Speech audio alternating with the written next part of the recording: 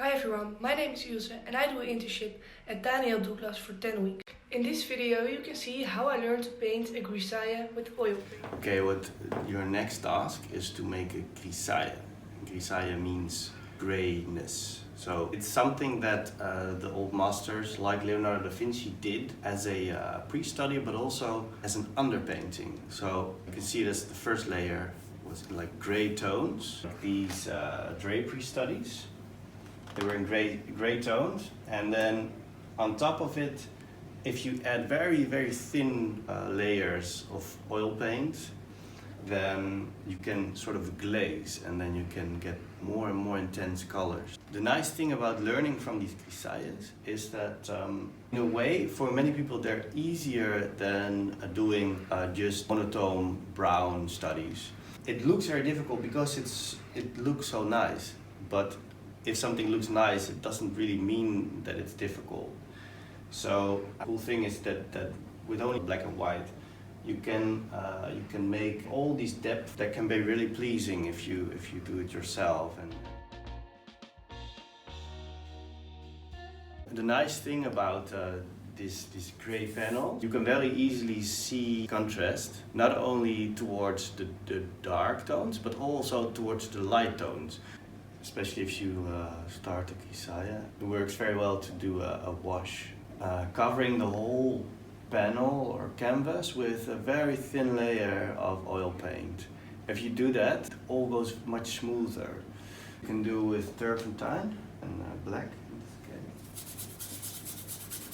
This is what you also need to do.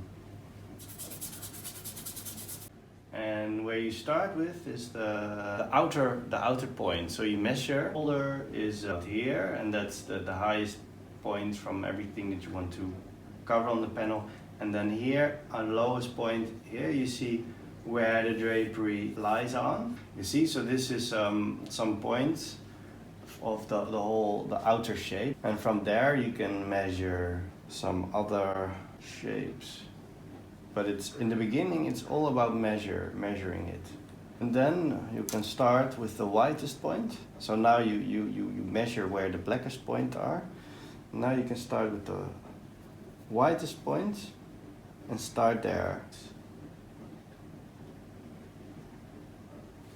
Here, and then you move from black to white to black to white. And then if it's half tones, you can mix them, you see. And as you can see, the middle tone of the gray is also for a beneficial tone for the rest of the painting. If you see something white, that's the lightest point. It's mostly always one dot of light. What I very often see go wrong is suddenly you see, like, for instance, it's light, and then you think like, oh, here it's light, you know, but it's just one dot, and then you get so enthusiastic because it works that you start to do the whole shape white, and then you lose all the depth again. So mostly it's much easier than you're much more quickly done than you think. So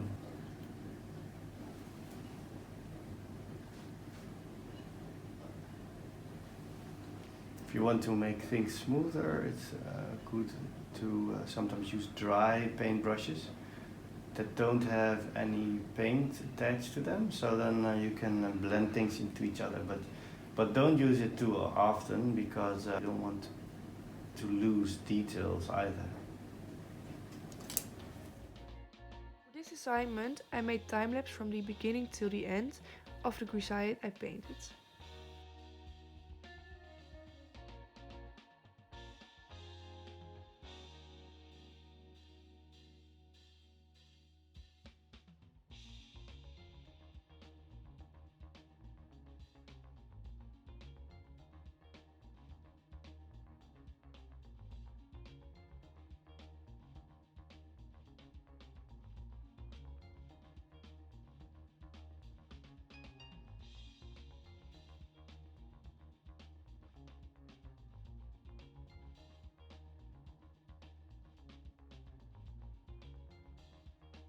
This will be the next layer, and the next layer we're going to glaze, do the glazing.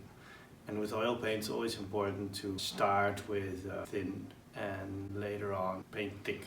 So you use turpentine, and then if you use the more oily painting you use linseed oil. Together makes the second or the third layer of paint look nice.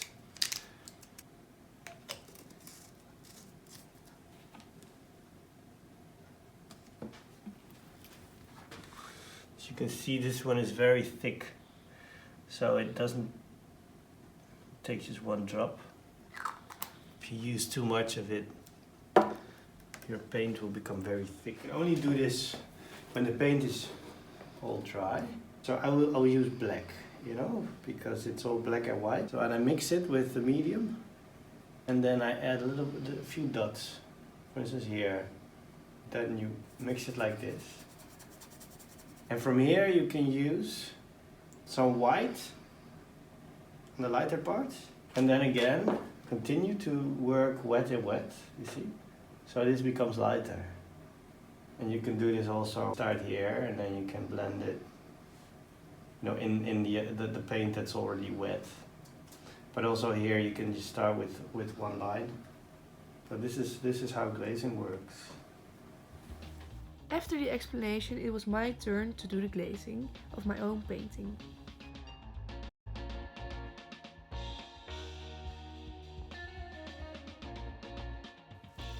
Now I'm going to do the final layer for the small details.